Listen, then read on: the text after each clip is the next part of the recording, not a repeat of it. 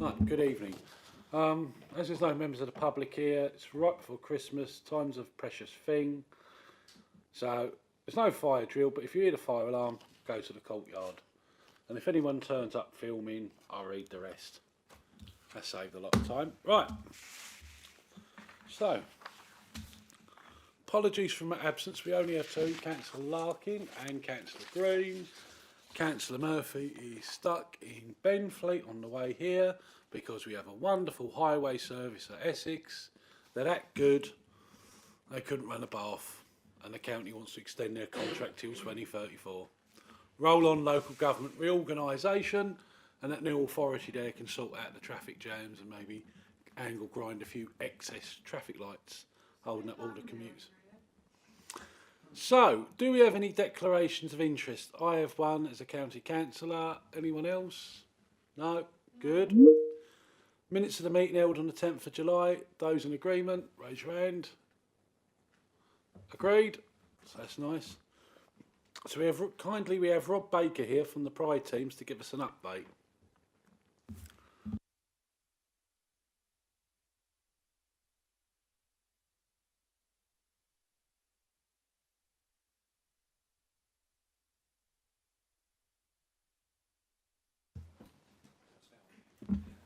Thank you, Chair. Good evening, everyone. Yeah, I'm Rob Baker, Head of Neighbourhood Services, and just come here to give you a bit of an update on some of the work Pride teams are doing in this area. It is photograph heavy, but I think that's the best way of demonstrating some of the good work that we're doing. So I'll start the presentation. So meeting the team, Ian Bagley and Dan Creswell are the Pride team for this area. Their current skill set is hedge pruning, hedge reduction, weed removal, strimming, weed spraying, tree crown lifting and planting. All of these are supported by the wider neighbourhoods team and some of the projects that you've recently been involved in with the area supervisor Terry Simmons is they're bringing in the street sweepers, the heavy mechanical sweepers to support some of the works that they're doing. So this was where we started on some of the larger projects. There was in the summer we did a large piece of work through Vange Hill Drive, Pittseyville Grove, strimming and sweeping hard surfaces, pruning overhanging vegetation, and I'll move on to the photos now. So this is Pittseyville Grove. As you can see, there's a lot of deterioration in the fabric of that garage area. Makes an absolute different outlook once they've been in. What's required there is more frequent herbicide application, unfortunately. Moving on, this is probably another shot of that similar garage area, but the areas that they can clean, removing all self-set vegetation as well. The area in an alleyway in Dews Green, cut right back, removing self-sets, sweeping and clearing all the detritus along the footpaths. Safety as well, Redgrave Road, very tight footpath along there, so throughout the summer that will easily encroach right across the footpath and actually to the road, and you can see where they've taken that back.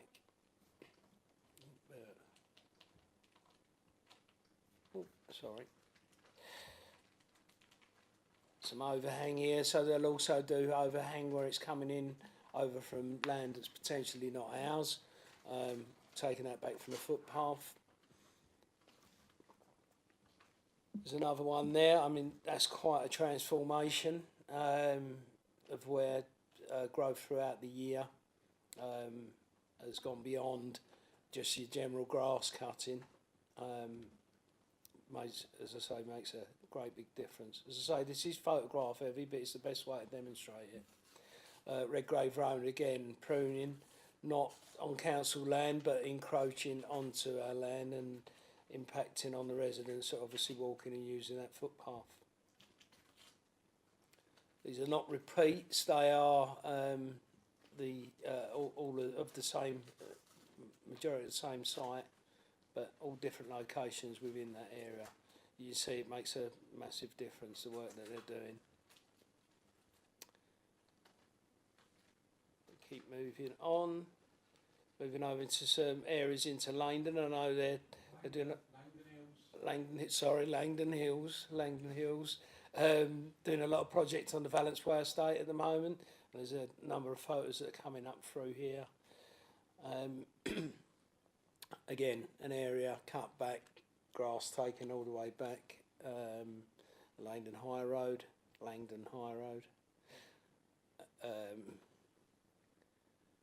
Further photos in that area. And the shrub pruning has started. I know that's part of the works that's ongoing at the moment in that area. Hedge reductions as well. These are steps to the railway station that the Pride team have undertaken works and cut back. Oh, that's a lot better. And then the inevitable every year, the leaf fall. This is the Valence Way, in Westmead in Valence Way. Again, you can see on this one, you see where we're bringing in the sweepers to support all the work that they're doing once they're cutting back. So that's just, you know, just a snapshot of a lot of work that they're doing across the whole of the borough, not just in this area. The last slide I have is just a bit of an update on the crunch that's funded by the area committees, and some statistics from our crunch sites, and that's general waste that was collected this year through the up until the 4th of October was 31 tonnes, just over nearly 32 tonne. Electrical items, there was 3.2 tonne. Metal, 5.5 tonne. Wood, 13 tonne.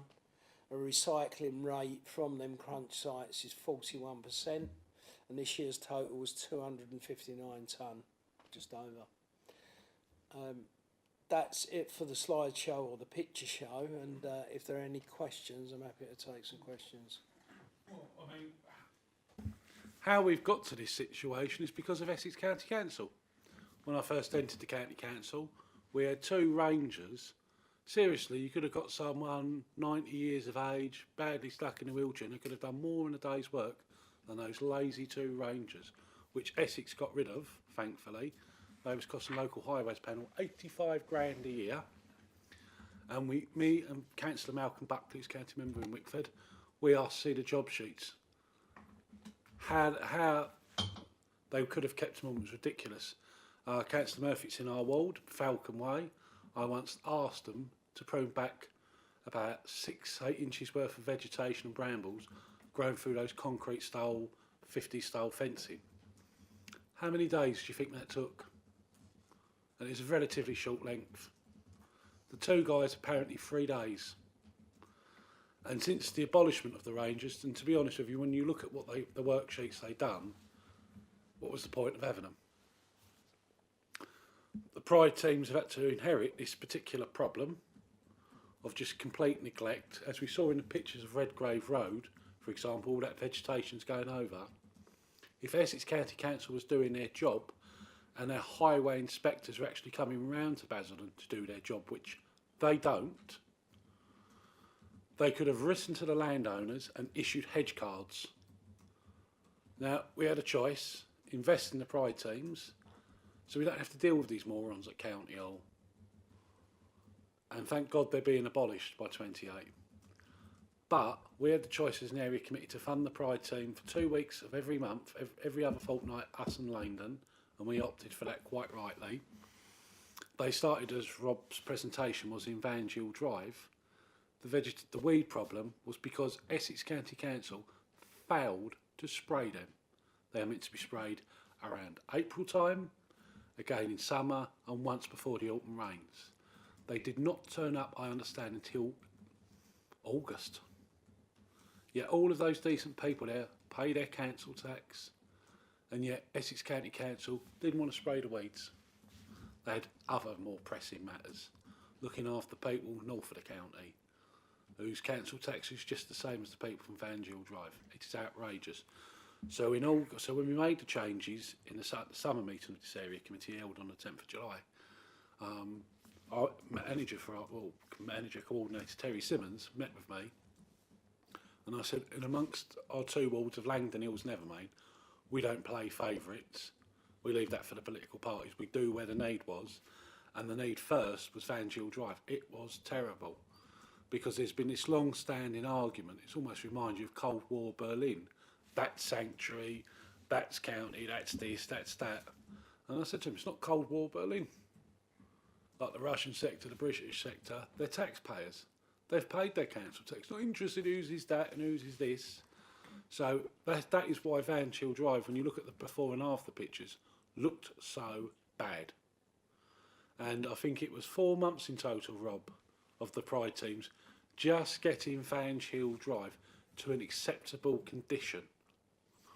Now in the Langdon Hills estate, and thankfully it's just two authorities, us and Essex, so it's not had this sanctuary and other excuses where fingers have been pointed, so it's not as bad. As you saw in the picture, they started in Westmead, and what they're doing, I've said to them, you've got to be like Kim and Aggie, no cat licking whatsoever. You get in them garages, clean, you sweep the leaves. I don't want the estate looking cat licked every year. It's not a pop at the officers, it's the resources. And while they started on the Langdon Hills estate in November, Terry Simmons informed me that the Essex County Council was weed spraying with all that rain we had in November. What a waste of taxpayers' money. So they've left that whole estate all year round, and they come round in November when the plants ain't growing so fast. We've got obliterated the weeds with the Pride teams this year. The rain's falling down, the temperature's cold, the light is dark. They may as well thrown the money for that weed killer down the nearest drain. Absolute waste of money. So, going forward, what we're going to do with the Pride teams, once they finish the Langdon Hills estate, the other estates, they're going to go around. If you look at Great Berry, for example, all the alleyways that connect Hawthorne Path with Nightingales, there's little pockets of untidiness. So around February time, we can get Terry Simmons' crew, say, right, spend 3 or 4 days in Great Berry, 3 or 4 days Kingswood, 3 or 4 days Lee Chapel South, because they're not in such a bad condition. So they're ready for the spring. When the temperatures warm up, it gets lighter, gets warmer, and weeds want to get cleared. Other tasks they've undertaken for us has been like sign cleaning, other items of rubbish clearance, getting just general things. And those flats on Clayle Road near the Elm Pussycat have been notoriously bad. Before this arrangement, we was told the mythical housing revenue account funded Pride teams were supposed to keep on top of the weeds.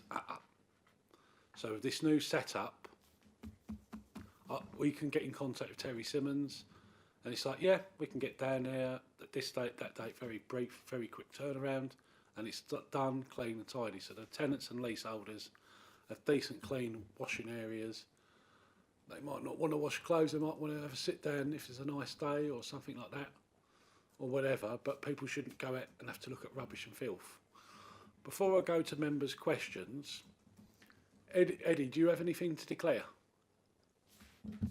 No. This is not an airport, and if you've got cigarettes, I might seize them. Booze as well. Hey, Councillor Brown? Right. I have a question before we go over. We're expecting some icy weather at some point this winter. What would Terry Simmons' crews do if it started snowing in February?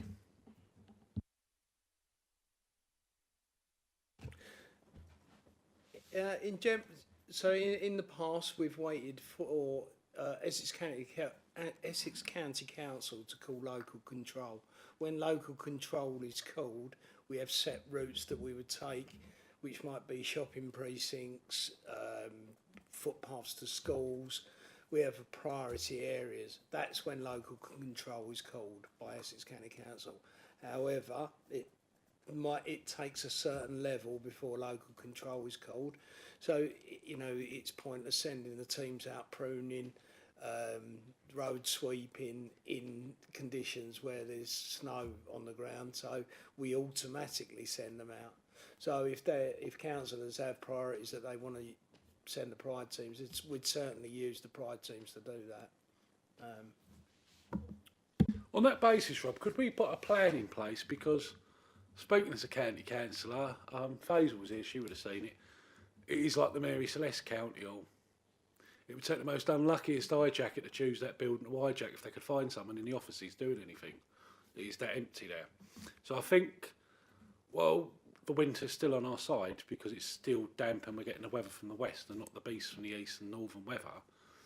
But there's always the chance this winter we're going to get a cold spell. And I think if you were expecting, say, for example, Monday it's going to chuck down with snow and ice, which it isn't, but let's just say Monday is. Could we start looking at a plan together? So obviously you'd need your stockpile of salt, that's your big one. But obviously the schools, stations, the shops. Then obviously there are parts of each ward I could think where volunteers always ask me for a bag of county rock salt the day it snows, never months beforehand when I advertise it on my newsletter. It's junction of Codenham Green and Codenham Straight. So yes, council, we already have a plan in that our rock salt has already been delivered to the depot. We've got spreaders that we can use to take out.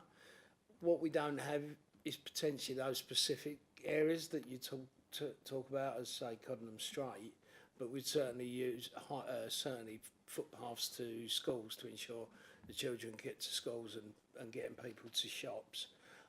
But we'll put all our resource into that. Like I say, it's pointless sending guys out there looking for litter in the snow. They'll all be on that. But there's certainly something, if there was areas of concern that you could highlight through to Terry, he could certainly prioritise those as part of the works that he's already doing in that area. So yes.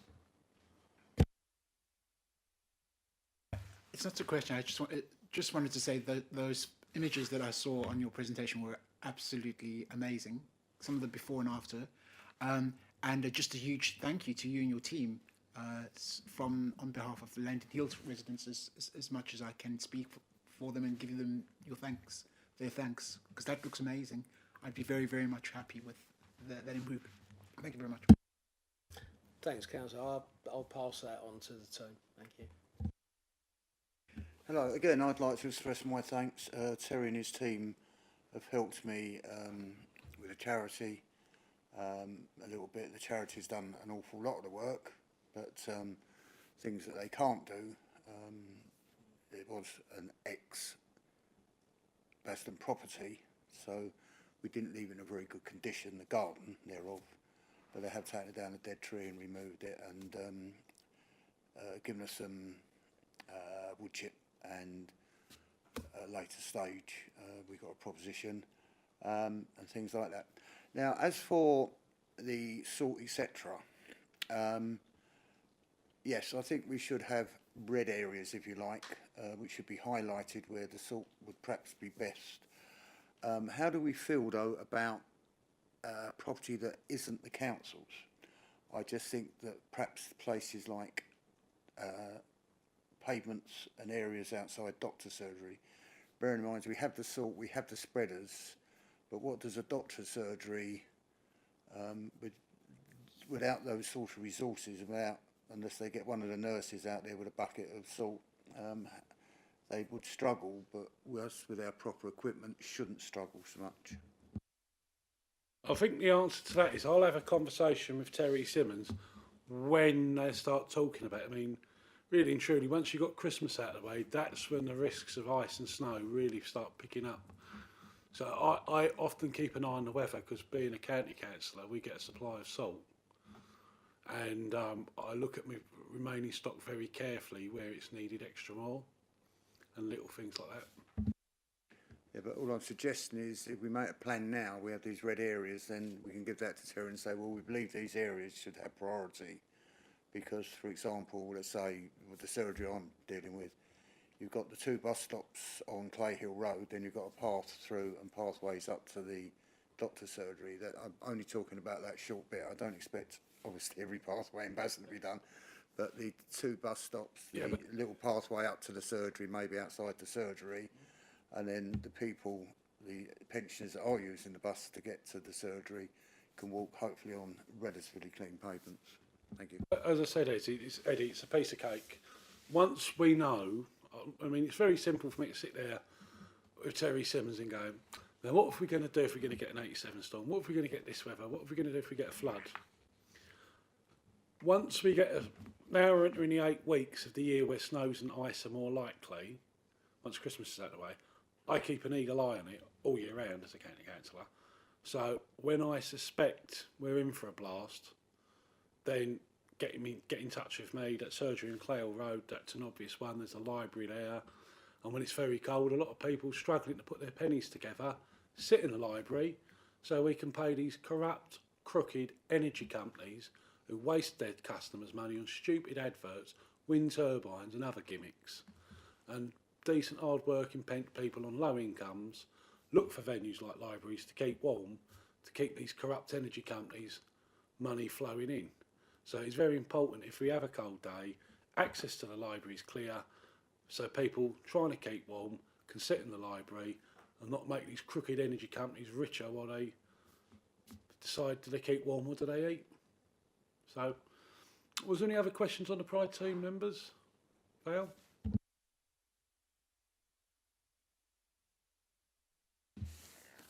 I just want to say that the work you did in Pitfield, especially around my bungalow, which goes onto the corner, was very sympathetically done. Thank you very much.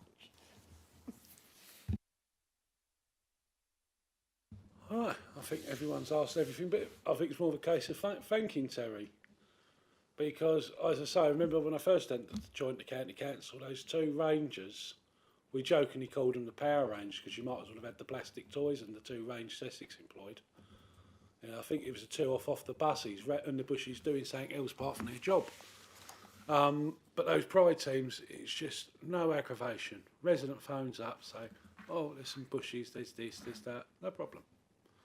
And in the summer months, well, put it this way, if we didn't have them earlier this year, I can imagine the complaints we would have got like we did the previous year, under a different administration, when the weeds on the paving slabs where the weeds are in Langdon Hills Estate and Van Gill Drive, residents going, I've paid my council tax, why is this not being done? And when you explain to them that it's Essex County Council, we go, well, I pay my council tax to Basildon. Thanks to the Pride teams, we've not had any complaints. And when we started with the changes we agreed on the 10th of July, we had residents thanking us from Van Gill Drive because they started in Polsteads first. In fact, one resident said, is there going to be another general election? The council cleaning up round here? But no, this is now normal service. And I was like, oh, it's good, it's tidy. And it's coming into the 6 weeks holidays, there's people with their kids. Anyone who knows the estate, they've got the walkways there. And they don't really have the biggest of gardens. And you know what kids are like, they knock up with their friends, kick a ball around. And when you've got weeds up to your knees, it's a trip hazard for little kids. So thanks to the Pride teams, those kids had a bit of a childhood they should have. But dear old county needs to make sure Epping and Forest and Chelmsford and Braintree and Malden and Colchester are in such a condition to enter the Chelsea Flower Show and leave towns like Basildon to rot. But that's why the government is abolishing the county council, and God bless them for that. I can't say that about other things they're doing, but definitely with local government reform. Thank you, Rob. Now we're going on to the meat and potato of tonight's meeting, funding considerations.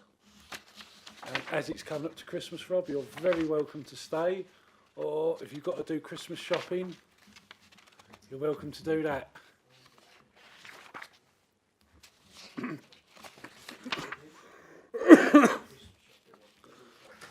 Oh dear, we've got to take on Christmas shopping. Right, here we go, funding considerations. And I'd like to thank Dave Toombs, because when you see how they work out the funding, all this capital and revenue and this grant, that grant, this grant, and it's just a relatively small pot of money, You can see why these people in the square mole get away with absolute skullduggery in plain sight when they complicate moving money around. If we'd done money like that in our households, we'd never get anything paid. So I shall go to item 1 on page 15, and this is £16,548 funding award to the Dry Street Memorial Church for car park lighting, security improvements from the Westley Heights Believe in Basildon Fund Capital. I just call it council tax, that's all it is. Because people don't say, well, that pound of my council tax is capital and that £2 revenue. It's council tax. But that's my view, and accountants have a completely different view, and I suppose I've got to talk in the language of auditors. So this scheme, I have a general fund that we don't fund religious groups, but this is a non-denominational place of worship, and it's the hub of the community of the residents of Dry Street. I know at a previous planning meeting many eons ago, I had a discussion with former councillor Rimmer, who was trying to argue what Dry Street is. And I went, well, it's a little village. And he had other ideas that it was a hamlet. I was like, whatever. I thought that was a brand of cigars. But this is their meeting point. Apart from yourself, Councillor Murphy, I know Councillor Robbins, Councillor Green and Councillor Brown have been to that venue.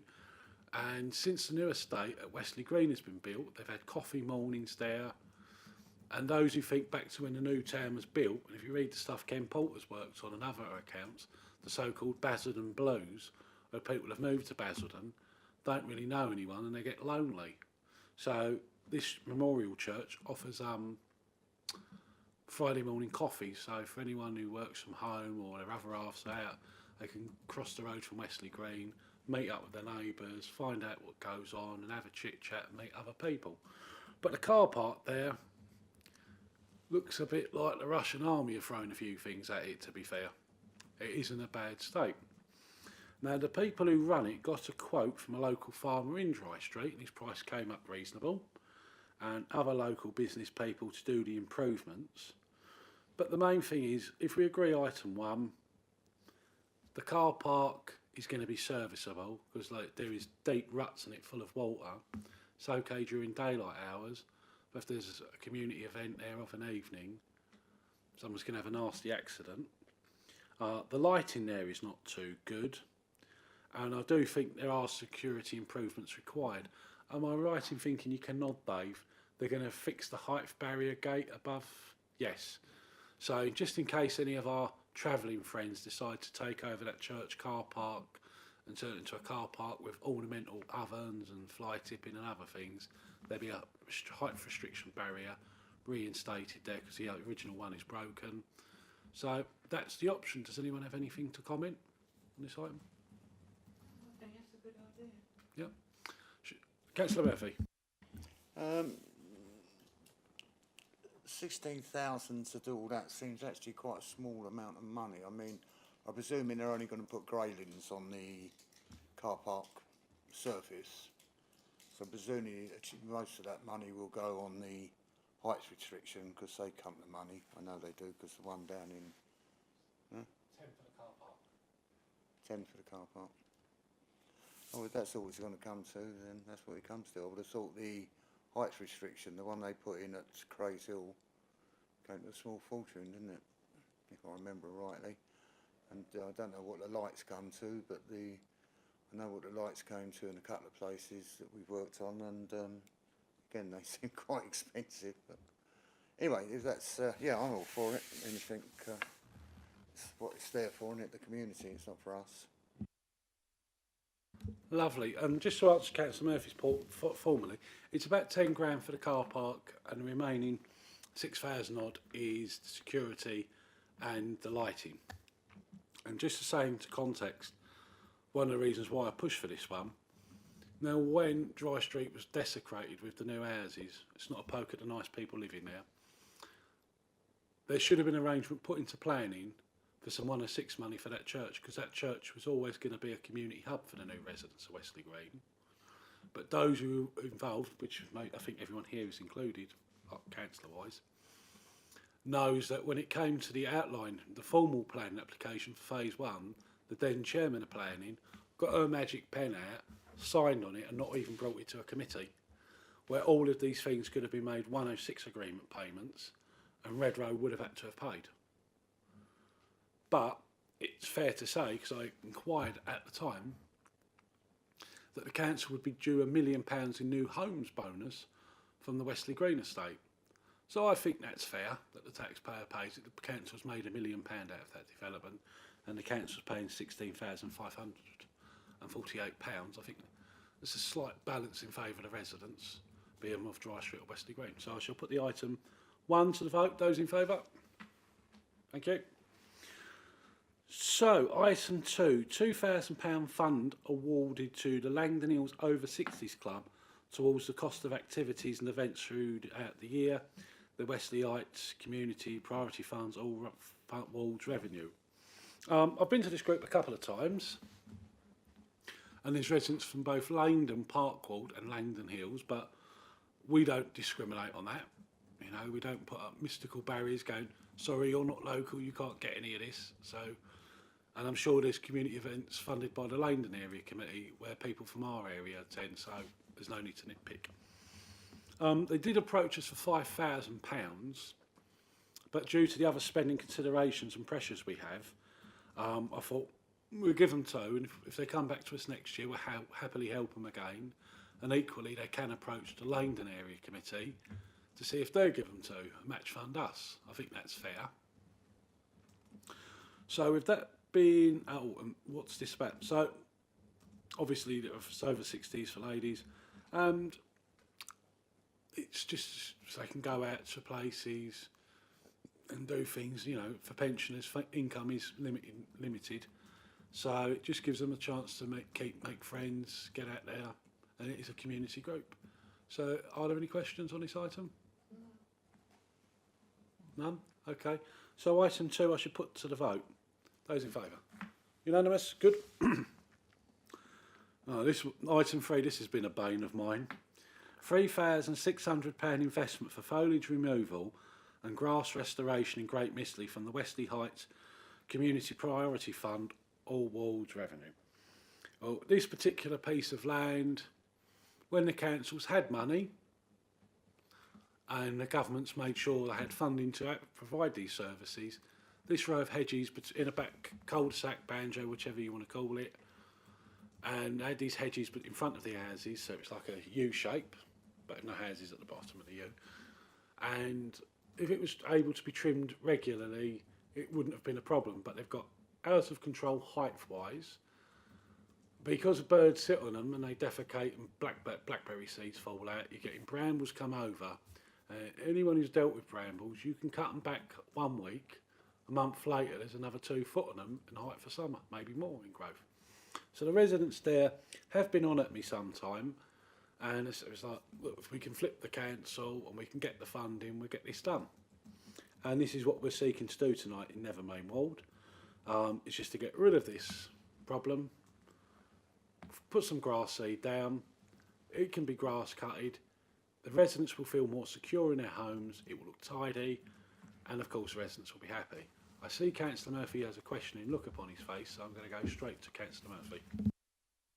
I was merely trying to ask, could you just remind me where that is? Sorry, where was it? It's a cul-de-sac off Great Westley. Obviously for data protection, officers won't put exact door numbers, but you've all got Google Street View. That's right, Okay. we also done the other side, didn't we? We looked at with the brambles, yeah. Yeah. Sorry. Councillor Branch has had to pop out. Can we vote on this with 3 members? Are the 2 wards still represented? Yeah. Yeah, yeah. All right. Right, those in favour? Passed. Item 4. This was another one that I wanted to do. It came up when we was in opposition, and the former leader, Councillor Andrew Baggett, so I shall read out item 4. £1,825 investment to plant 9 fruit trees at what will now be known as the Great Gregory Orchard from the Westley Heights Community Priority Fund, all wards revenue. Well, there was this scheme where councils could apply for this grant, and we had this done at the junction of Heathley Drive and the Durdens in Langdon Hills. and that was quite some time ago. The trees that were there had died, and I think it might have been Rob Baker who was here earlier, or one of his colleagues, said that there is a grant out there to plant new fruit trees. So rather than put regular trees, we got a grant, got some fruit trees planted there. They're fairly much settled in now, they're fruiting, and they look quite good. The residents are happy, there's flowers in the spring, and they blossom, and then the fruit in the autumn, and the residents like it, it still looks the Green Tree Avenue. So some residents in Great Gregory approached me saying, could we have something like that here? And I was like, yeah, fine. And I put it to our officers, but because we wasn't in power, and I don't want to sound political, but you've got to speak as you find, that request fell on deaf ears. Probably they wanted them for Billericay or somewhere like that. So this will plant a variety of fruit trees. I did put details in the email to Dave Toombs. Could you refresh my memory, because I asked for a selection of different trees. Yeah, sure. Oh, do you want to press the mic? No problem, councillor. Yes, it's 4 desert apple trees, 2 pear trees, 1 desert cherry tree, and 2 plum trees. Before you answer, Councillor Murphy, can this be entered into the minutes, Suzanne, so we're absolutely clear? The reason I put down 4 different apple trees of a desert nature, they won't be the same variety, they need to cross-pollinate. That needs to be minuted, and the same with the pears, because there is no point planting fruit trees if they don't pollinate one another. So that's what residents can have: plums, pears, apples and cherries. What's wrong with that? Councillor Murphy, if you intend to open a greengrocer selling this fruit, as the Cabinet Member for Enforcement and Law and Order, you're going to get your collar felt. First question is, can we pick it? And second question, can you make sure it's Victoria plum, please? I'm only interested in cross species, and to be fair, Councillor Murphy, there are many new varieties out there that they use in the trade that are a lot better than the old-fashioned ones. And without boring people, there are far better, from a grower's point of view, varieties than a Cox's Pippin, but people like a Cox's Pippin. So I think it's best we leave it to officers on the basis that there is cross-pollination. That's all we require, so the residents can get plenty of free fruit. And as for varieties, let's leave it to the experts in the trade, because every year new varieties come out that are better than existing ones, but we're all stuck in our own ways. You know, with Christmas coming up, people either buy Maris Piper or King Edward potatoes, and it's probably the same with fruit, but there are better ones out there, but we're all stuck in our old habits. So we'll leave it to the professionals to pick which one. As long as they cross-pollinate, that is the important thing. Your second question, Councillor Murphy, yes, the residents will be able to pick, and I think that's another important thing, because parks are there to be used by the people, and there will be some people that like to do fruit making, as we've seen on there was actually something mentioned on LBC the other night. The source was the Royal Horticultural Society, and saying it's based on like this year's sales and looking forward, there's going to be an explosion in people growing more basket fruit and veg because of the cost of living and other such things, and it's a nice little hobby for people. So by having these fruit trees in an appropriate space, which you couldn't have on a balcony, in a garden, in a limited sized garden, or in a block of flats, at least here the residents of Lee Chapel South can go over, pick a few fruits off there, talk to the kids, you know, and so, like their grandkids and things like that. So I think it's all positive. Were there any other questions? No. So item 4, those in favour? Unanimous. Great. All right. Can we amend item 5? Because I had a chat with Terry Simmons, and he wants horn beams. He tells me they're better than beech. Yeah, that's fine, councillor. No problem. I'll read item 5 and I'll explain what I've just said.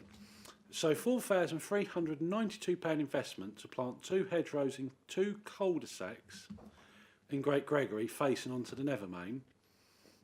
And then the rest of it is accountant speak. Thank you, Dave, for doing the financial speak, how we got the various money from different pots. So what's the rationale for this? If you drive up the Nevermain and you've got Lee Chapel South on your left, You've passed the Nares, and then you see the bridge over the railway, sorry, the bridge over the Levermain for foot passengers. You will see two black wrought iron painted fences on your left hand side. And there were some sort of scrubby, short growing plants there, but where the Nevermain's so busy, it's not so bad in the day, but overnight, when after the rush hour, you've got a lot of fast, noisy traffic. And the point of planting hornbeams will be to reduce the noise pollution from the vehicles driving up and down, so people have got a bit more peace and quiet. It will also reduce the nasties that come out the exhaust. I'm not a Greta Gorbals, green nut job, but stuff comes out of exhaust isn't exactly good for human health. So if you can plant stuff there that will actually take away the noxious parts and make the air that bit better, that's a big positive. The choice of beech or hornbeams, they keep their leaves in winter and drop them in the spring. They're very little tiny leaves. If you're familiar with the council offices and the land near the market, you've got those square looking top trees, Councillor Murphy. That's a beech tree, and hornbeams look very similar. That will provide somewhere for like small birds to get shelter in the winter, and they feel more secure if they're in that sort of environment. And of course it looks a lot better. Now the reason I made that amendment, I checked in with Terry Simmons, our Pride team manager. Clay tree, beech struggle on clay. Hornbeam doesn't. Hornbeam is fine on clay. They look very similar.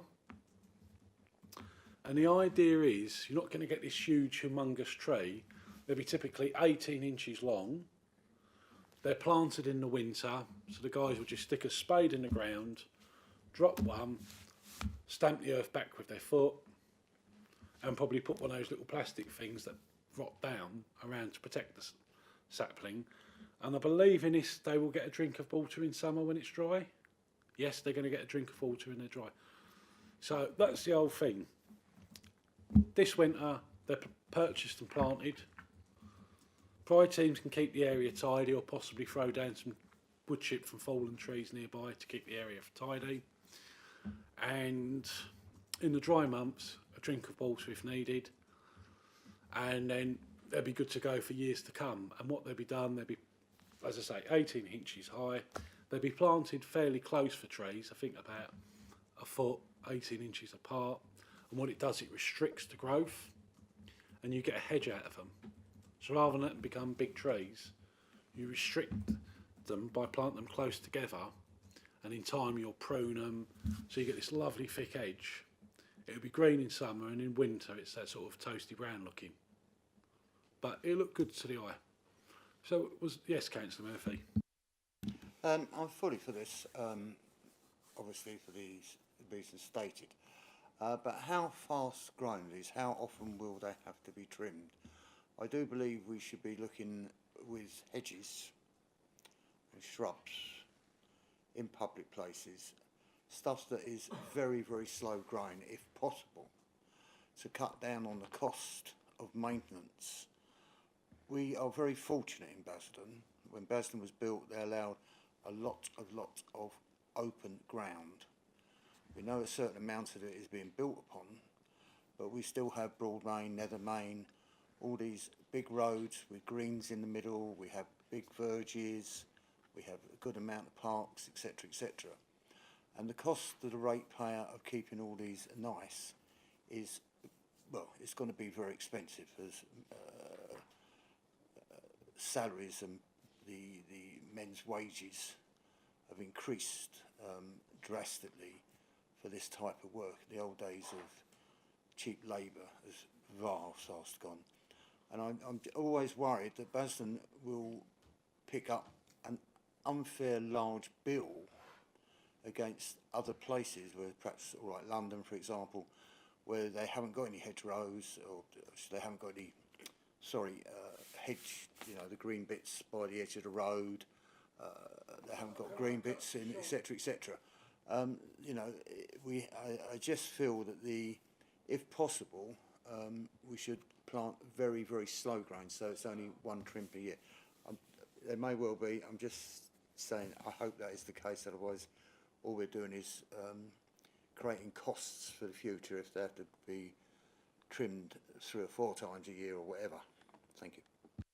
That's what they are. Nice and slow growing. They've got the growth. They've got the speed of a tree when it comes to growth. It's not like planting these fast green growing pyrocanthus and things like that.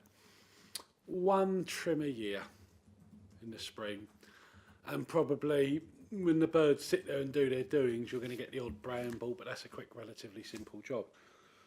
Right, so that's that. I need to adjourn the meeting after this thing because I had too many cups of tea. Is there any other questions on this item? I'll put it to the vote. Those in favour? Just a 3-minute adjournment. Thank you.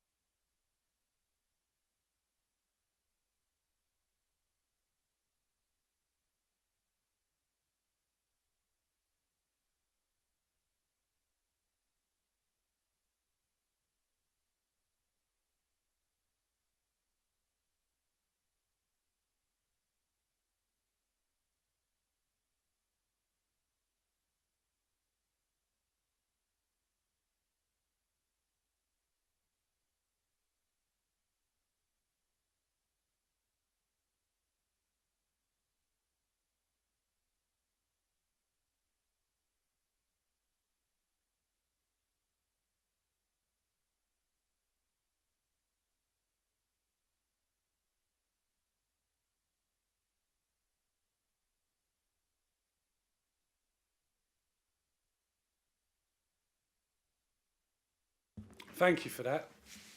Right, item 6, because Councillor Murphy entered the meeting a little bit late, there is a declaration of interest. You are a resident of the Woodlands Estate in Kingswood. Yes. And am I correct in saying that everyone has to pay a fee to the Woodlands Estate Residents Group? We do. Could you just confirm that on the mic? Sorry. Yes, we pay a yearly subscription, which hasn't gone up for the last 26 years, to my knowledge, for the basically the grounds. Yeah, the maintenance of grounds, because it's all private ground, apart from the bits that the council own, which I have got a map indoors.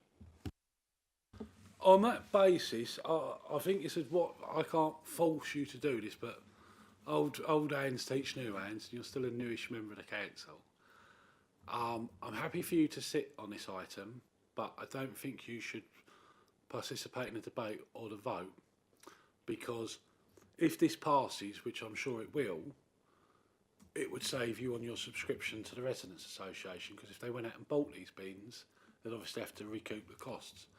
I'm sure, I know Mr McIntyre runs it very well, and they may have surpluses, but I think to avoid a standards board complaint that would go nowhere, it's best that you keep your ears open, keep this closed, and you hand down when we ask for a vote. Then you can't be Someone putting us. Why would you dig?